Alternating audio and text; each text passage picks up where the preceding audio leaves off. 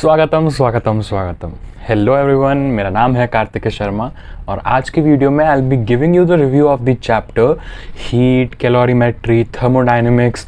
जहाँ से मैंने पढ़ा मैं आपको वो पार्ट दिखा रहा हूँगा। इंपॉर्टेंट चीज़ें जो मैंने मार्क करी वो बता रहा हूँगा। इससे पहले वाली वीडियो में I told you about biology, जिसमें through the chapter of human reproduction मैंने आपको रिवीजन स्ट्रैटेजी समझाई अपनी।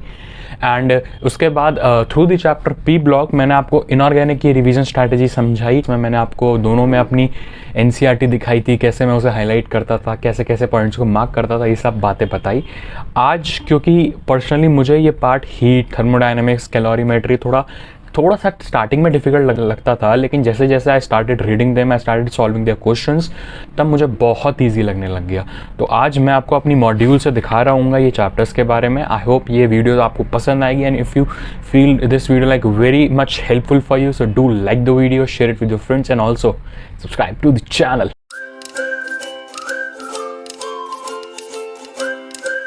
तो yes everybody, this is my module जहाँ से बेसिकली मैंने अपनी फ़िज़िक्स की थ्योरी पढ़ी थी।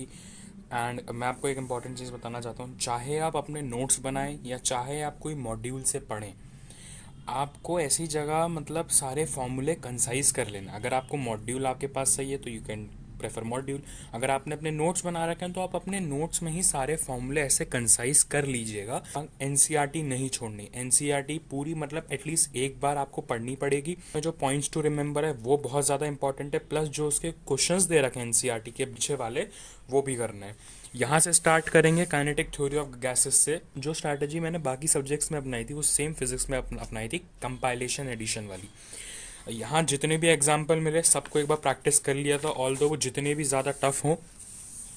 Special point for ideal gas, उसके जितनी भी प्रॉपर्टीज़ होती हैं लिख ली थी। डिग्री ऑफ फ्रीडम क्या क्या होता है मोनोटॉमिक में, डायटॉमिक में, ट्रायटॉमिक में, और वो कहाँ कहाँ से बनता है, ट्रांजिशनल से, रोटेशन से, वाइब्रेशन से, उनके बीच में रेशियो क्या होते हैं, सीपी और सीवी का रेशियो क्या होता है with respect to temperature for ideal and real gas.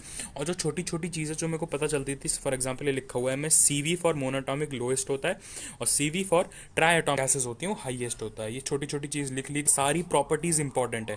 Ideal gas की बहुत सारी प्रॉपर्टीज़ हैं, सबकी सब बहुत ज़्यादा इंपॉर्टेंट है। यहाँ फिर स्टार्ट होता है gases law, Boyle's law, Charles law, Pascal's law, ये सब लॉ बहुत ज़्यादा इंपॉर्टेंट है। बोयल्स लॉ में टेम्परेचर कांस्टेंट होता है, मेरे को पता है, लेकिन मैंने ब्रैकेट में छोटा सा लिख लिया ताकि ये चीज़ मेरे को याद रहे। बोयल्स यानी कि टेम्परेचर कांस्टेंट, सीधा सीधा देखूं और एग्जैक्ट मेरे मेमोरी में फिक्स हो जाए। चार्ल्स में क्या कांस्टेंट होता है, पी कांस्टेंट यानी कि प्रेशर कांस्टेंट, ये चीज़ यहीं पे लिख ली थी। गेल-ल्यूसिक्स लॉ में क्या कांस्टेंट होता है, वॉल्यूम कांस्टेंट होता है, ये भी चीज़ मैंने यहीं लिख ली थी। और ऐसे छोटी छोटी चीज़, एवोगाड्रो लॉ में पी एंड टी दोनों कांस्टेंट होते हैं। इसमें बेसिक इक्वेशन क्या होती है, डाल्टन लॉ की बेसिक इक्वेशन क्या होती है, सब यहाँ लिख लिया था।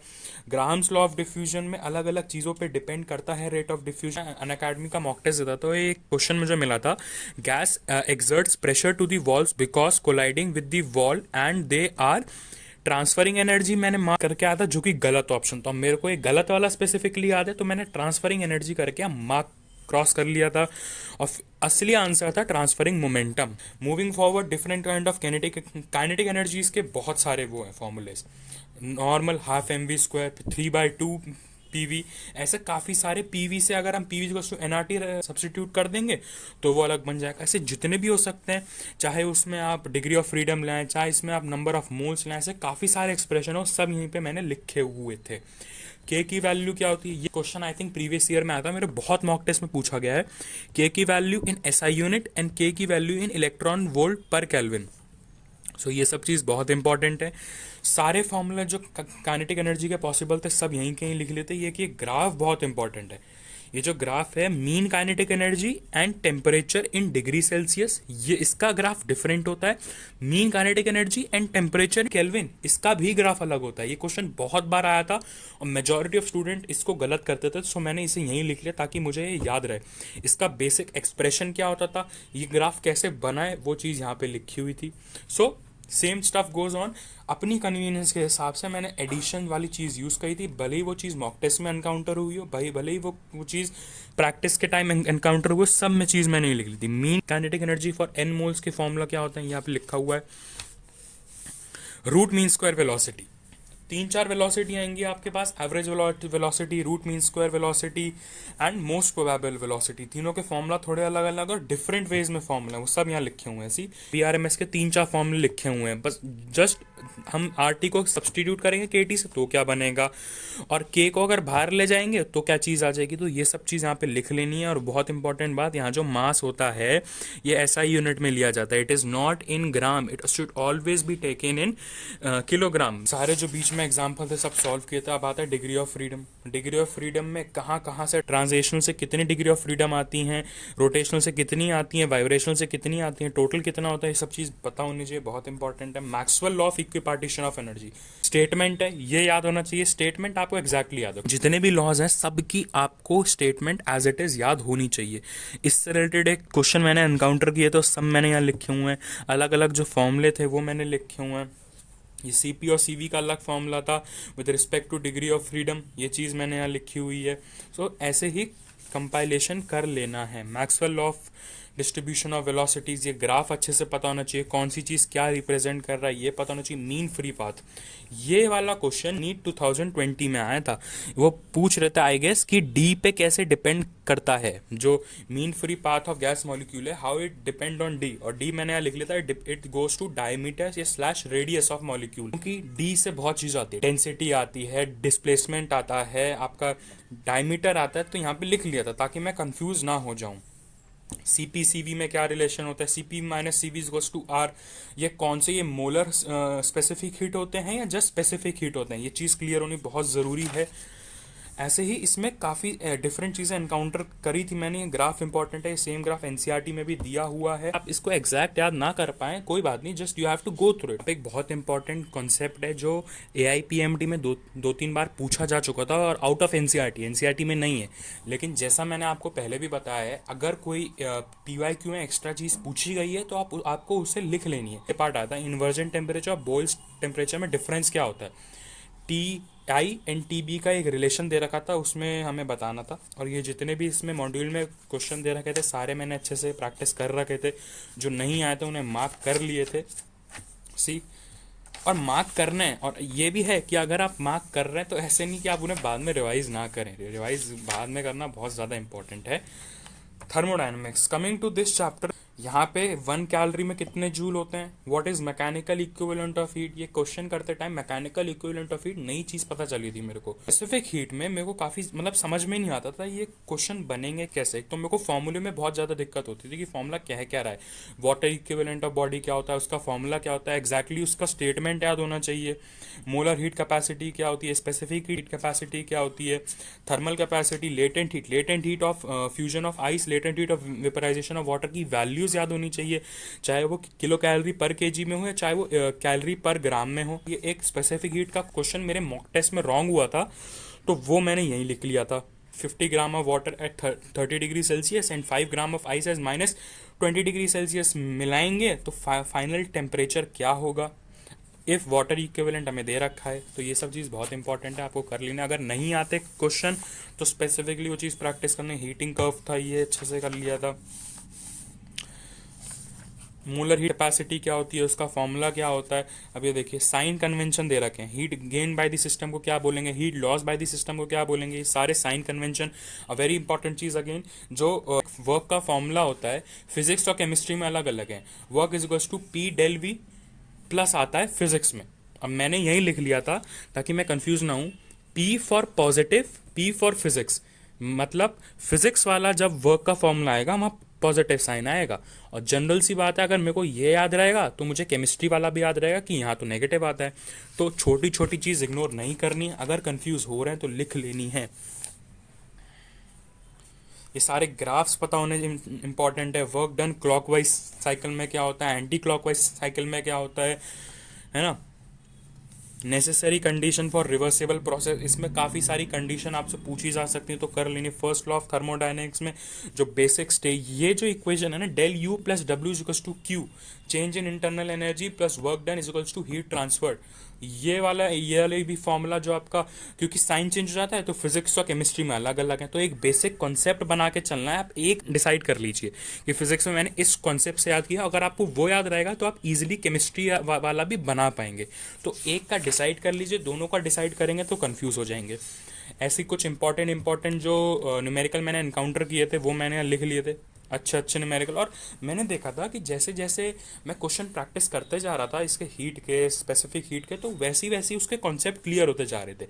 And it is very general, अगर आपको दिक्कत आती है तो उतनी ज़्यादा क्वेश्चन सॉल्व करें, जितना ज़्यादा क्वेश्चन सॉल्व करेंगे उतना ही ज़्यादा कॉन्फिडेंस आएगा। हॉपिंग बैक अगेन, यहाँ एक फॉर्मूला आया था कि सीवी इक्विवेलेंट क्या होता है, अगर नंबर ऑफ गैसेस के नंबर ऑफ अलग अलग मोल्स दे रखे हैं। सीपी इक्विवेलेंट क्या होगा, एक ग्राफ बहुत इंपॉर्टेंट था जिसका क्वेश्चन मुझसे गलत हो गया था। ये ग्राफ आपने देख रखा है।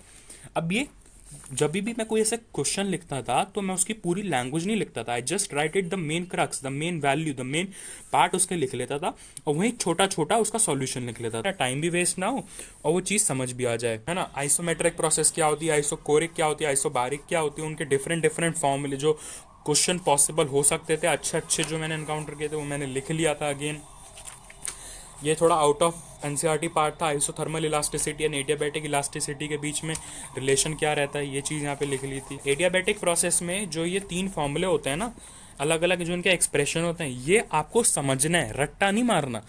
आप एक याद कर लीजिए कि P V equals to constant, और जो ये फॉर्मूले हैं ये डिराइव किए जा सकते हैं, मैंने इनको यहीं लिख लिया था, बस वी की वैल्यू सब्सटीट्यूट करनी है, देन वो इजीली आ जाएगा। तो चीज़ों को रट्टा नहीं लगाना, उनको अगर समझेंगे तो आप ज़्यादा बेनिफिट में रहेंगे। एडियाबैटिक प्रोसेस का ये जो फॉर्मूला रहता है इसको हम 3-4 अलग अलग वे में लिख सकते हैं, वो मैंने लिख रखा है। एंड एक ये वाला फ्री एक्सपेंशन से रिलेटेड नीट 2020 में एक सवाल आया था, बहुत इंपॉर्टेंट है। आइडियल गैस का फ्री एक्सपेंशन में क्या कंडीशन फॉलो होती है, रियल गैस के फ्री एक्सपेंशन में क्या कंडीशन फॉलो होती है, थोड़ा कंफ्यूज रहता था तो सारी चीज़ें यहीं पे लिख ली थी।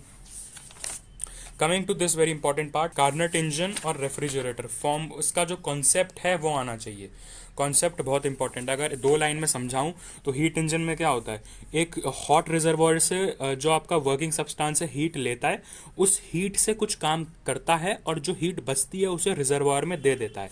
तो बेसिक कॉन्सेप्ट समझना है, उसी के हिसाब से आपका एफिशिएंसी आएगी। अब एफिशिएंसी क्या होती है, work done upon total heat given. आप एफिशिएंसी का बेसिक मतलब समझे, कौन कितना ज़्यादा काम कर रहा है, तो उसका फॉर्मूला भी तो यही होगा, तो उसी के हिसाब से आप इसका फॉर्मूला बना सकते हैं। तो आपको चीज़ें समझनी पड़ेंगी, उनका मतलब समझना पड़ेगा। Again same goes to refrigerator, उसमें भी आपको समझना, एक कोल्ड रिजर्वॉयर से हीट खींची जाती है, उस पर कुछ काम किया जाता है, उससे हीट खींची जाती है और एक हॉट रिजर्वॉयर पे दी जाती है। इसी से रिलेशन में आपका ये रेफ्रिजरेटर का फॉर्मूला आ जाएगा। क्वेश्चन सारे अच्छे से मैंने प्रैक्टिस किए थे, बैक वाले जो भी डाउट होता था उनको मार्क कर लिया करता था। Coming to this mode of heat transfer, ये चैप्टर भी थोड़ा टिपिकल लग सकता है लेकिन है बड़ा इजी, ये मैं पहले आपको बता दे रहा हूँ। स्टार्टिंग में जितने भी कांस्टेंट होते थे इसमें, Stefan constant, Wien's displacement constant, solar constant, specific heat of water, सबके वैल्यूज़ मैंने यहाँ स्टार्टिंग में ही लिख लिया था ये चिपका के, ताकि मुझे हर बार रिविजन करते टाइम ये सब चीज़ दिख जाए। आइडियल ब्लैक बॉडी से रिलेटेड क्वेश्चन आ सकता है, कौन कौन से अलग अलग एक्सपेरिमेंट है आइडियल ब्लैक बॉडी पे, ये भी इंपॉर्टेंट है। पोवर्स थ्योरी या ऑफ हीट एनर्जी एक्सचेंज क्या बोलता है, अगर कोल्ड में रखेंगे हॉट बॉडी को तो क्या होगा, कोल्ड बॉडी को हॉट एनवायरनमेंट में रखेंगे तो क्या होगा, ये सब चीज़ पता होनी चाहिए। कलर ट्रायंगल पता होना चाहिए, इससे 1-2 सवाल प्रीवियस ईयर में आए हैं, बहुत इंपॉर्टेंट है। कलर ट्रायंगल का बेसिक मतलब पता होना चाहिए। 3-4 फैक्ट दे रखे हैं, मैंने याद कर लिया था। Stefan's law, again Stefan's constant ये यहाँ दे रखा है लेकिन मैंने आगे लिख लिया था। उसके अलग अलग वे हैं जिसमें हम फॉर्मूला को एक्सप्रेस कर सकते हैं, वो बहुत इंपॉर्टेंट है। और उसे समझना है कि ये फॉर्मूला क्या कह रहा है, फिर इसमें जो और फॉर्मूला है वो कौन सी चीज़ को सब्सटीट्यूट करके निकाले जा रहे हैं, ये बहुत important. Rate of loss of heat, इन सब से रिलेशन में फॉर्मूला दे रखे हैं, इन सब पे क्वेश्चन आ जाता है। वीन्स 5th पावर लॉ और एनर्जी डिस्ट्रीब्यूशन लॉ बहुत इंपॉर्टेंट है। Before this this Newton law of cooling was also very important. अब इसमें आपको एसआई यूनिट में इनकी वैल्यूज़ भरनी है या नॉर्मल भरनी है, पता होना चाहिए। कुछ डिफरेंस आता है ऐसे या नहीं आता, इसका एक्सप्रेशन क्या होता है, इसका एक ग्राफ क्या बोलता है, वीन्स डिस्प्लेसमेंट कांस्टेंट की वैल्यू क्या होती है, उसकी यूनिट्स क्या होती हैं, ये सब चीज़ बहुत इंपॉर्टेंट है। सोलर कांस्टेंट में आपको जस्ट उसकी यूनिट याद कर लेनी है, वो कोई बहुत बड़ी बात नहीं है। थर्मल रेजिस्टेंस सिंपल है, जस्ट लाइक इलेक्ट्रिकल रेजिस्टेंस। अलग पांडे सर से मैंने पार्ट पढ़ा था, तो मैंने उन्हीं से अच्छे से समझा था और वो सब चीज़ यहाँ लिख ली थी, अलग अलग वे जिससे हो सकता है। उनके बीच में सिमिलैरिटी क्या है between electrical resistance and heat resistance, बहुत ईजी है, कुछ भी ज़्यादा तोप नहीं है। एक्स्ट्रा पॉइंट्स मिले थे एक्सपेंशन ऑफ फ्लूइड से रिलेशन में, वो सब चीज़ें हाईलाइट कर ली थी। So yes guys, this was all about the video and I hope that इस वीडियो में से आप लोगों को कुछ ना कुछ अच्छा सीखने को मिला होगा।